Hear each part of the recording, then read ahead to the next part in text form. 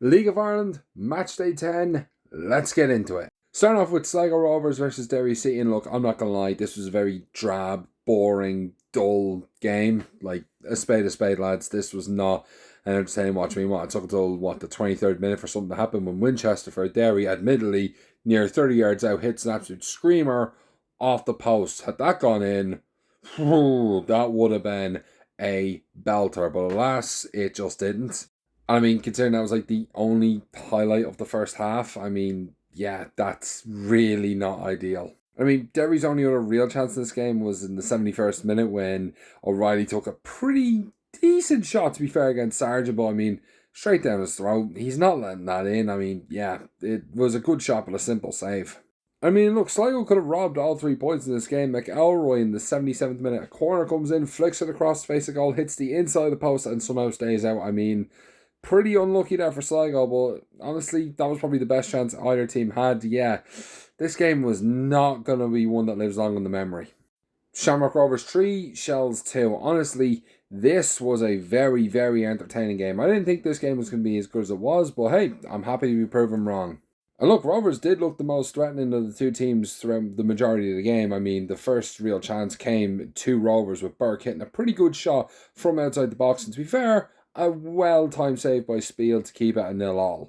But to be fair, Shels actually bounced back from this pretty quickly as they went up the other end and scored to make it 1-0 to themselves. McGinty spilling a ball right in front of Coop, who's about 3 yards out. He's not missing that. He's under a little bit of pressure, but not enough to keep him off it. 1-0 to Shels, calm as you like. But Shels trying to keep a lead in the year of our Lord 2026, that ain't happening as they pretty much just switched off, conceded a silly free kick, long ball play in the box behind everyone, Roberto Lopez, 1-on-1, nobody tracking him, makes it 1-1, calm as you like. So I mean, 1 defensive howler's pretty bad. How about 2, as an absolute complete miscommunication and screw up by the Shels centre back allows Michael Noonan in, 1-on-1 against Spiel, and the ball is only going one place, and that's the back of the net to make it 2-1. So 2 defensive howlers back to back, not particularly ideal, but then, Rovers do get another chance early in the second half.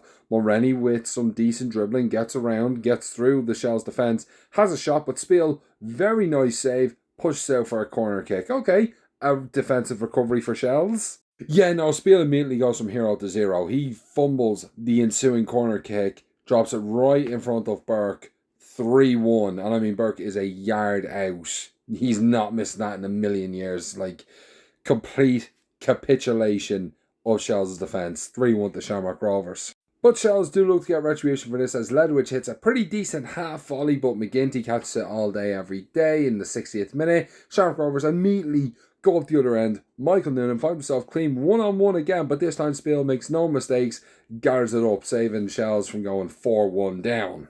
But Shels do eventually get their claws back into this game to make it 3-2 thanks to an absolute peach of an effort from Henry Francis outside the box. I mean, absolute rocket launching it into the bottom corner, but unfortunately Shels couldn't muster anything up else out of that. 3-2 it stayed, and yeah, Shels just absolutely screwed themselves over.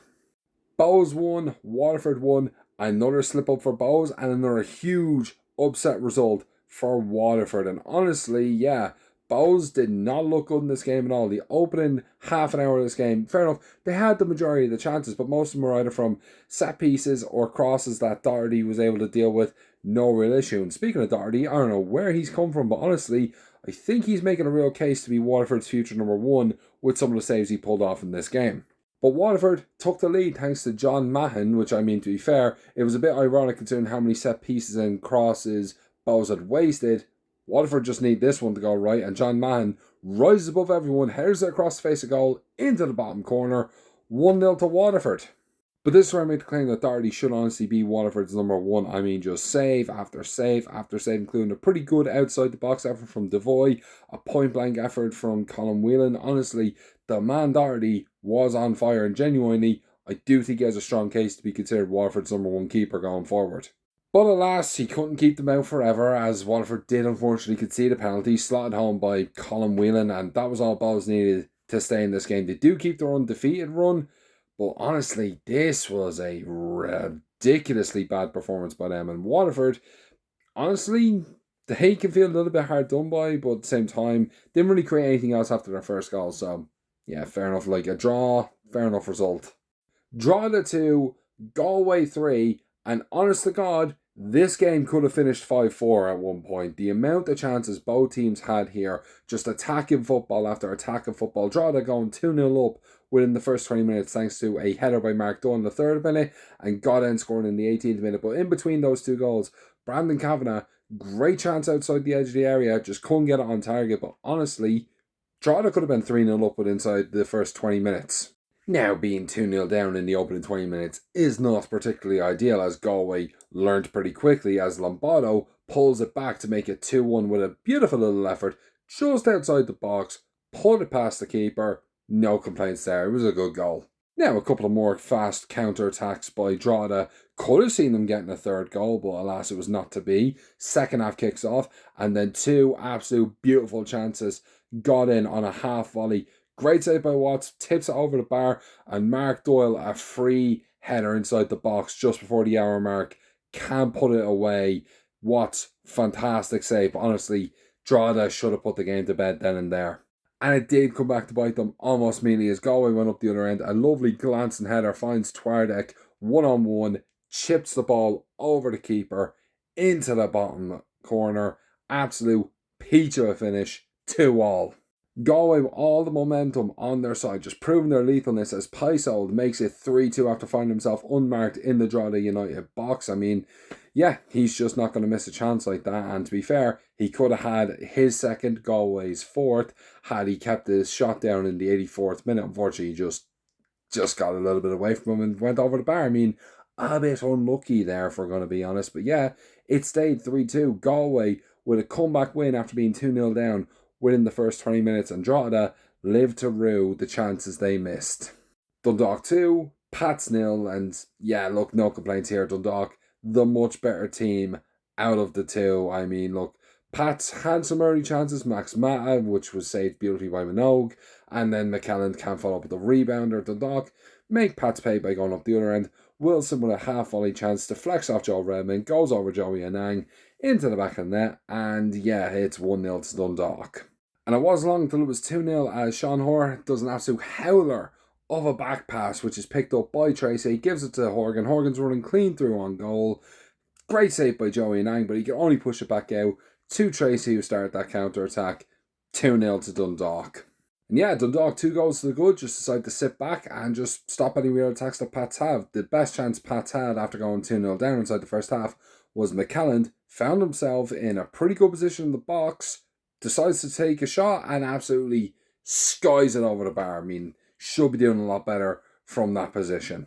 And to be fair, it was thanks to Joey Anang that it wasn't 3-0 to Dundalk before half-time, as Darrell Horgan found himself just outside the 6-yard box.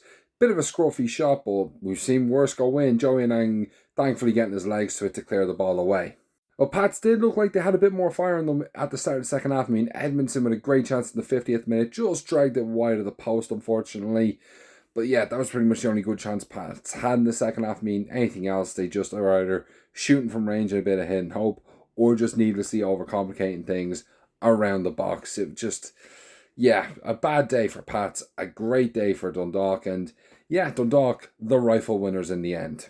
So, at the end of this matchday week, where does this leave everyone? Waterford are still in the automatic relegation slot. Sligo Rovers are in the relegation playoff spot. Drogheda United find themselves 8th with Derry City in 7th.